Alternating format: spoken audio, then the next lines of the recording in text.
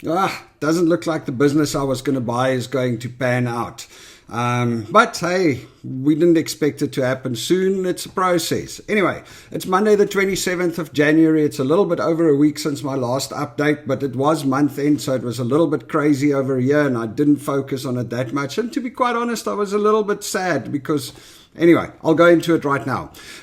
So I am trying to buy a business. For those of you that don't follow the channel yet, please subscribe and follow my journey. I'm trying to buy a business in Canada in 2025, and I'm just taking you along for the journey.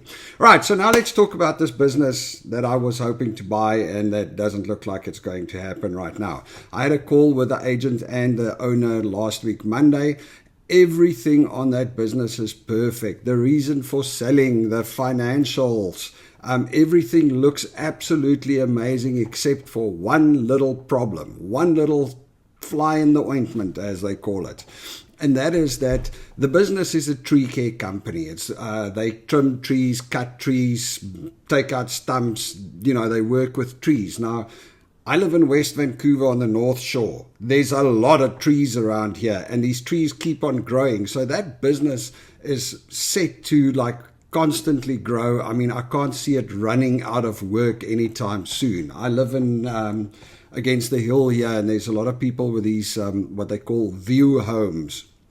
Now, these guys, you've got this beautiful house up against the mountain with this beautiful view in front of you, and there's trees growing in front of you. And every year or every 2 years, you have to trim the tops off of those trees. Otherwise, they grow into your view. And if you don't do it, like the house we're renting at the moment, we don't have much of a view because there's trees all in front. What happened was the lady never...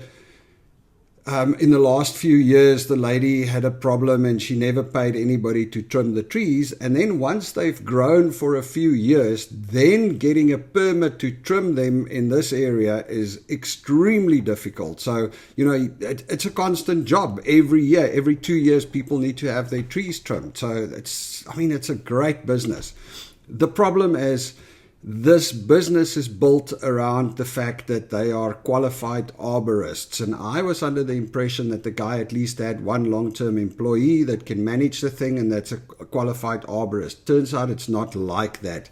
He is the qualified arborist, and he's the guy that goes and cuts down the big trees and does the difficult jobs.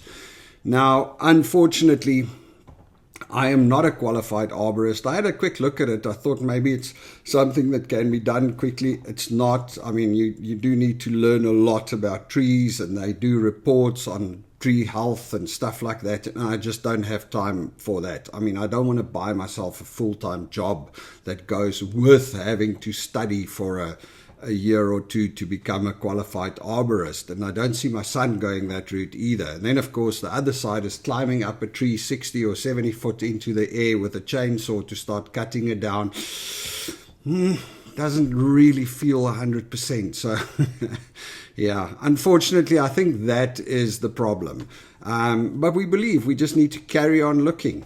I mean, I thought about a couple of options, and I would love to hear if any of you have some recommendations or ideas. Stick it in the comments. But I mean, I was thinking maybe the answer is to find an arborist, a qualified young arborist, buy the business and give them shares and actually give them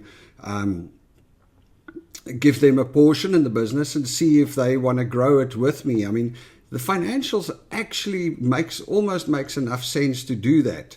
But then again, there's got to be something out there. Let's not get stuck on the first one. What do they say? Don't marry your ideas. I was really in love with the idea of this tree cutting company, but I think that is a problem that will will keep me from going for it. For the rest, like I said, this week was a bit of a crazy week, month end with our other businesses and things, and there was a lot going on. So I didn't do as much research as I wanted.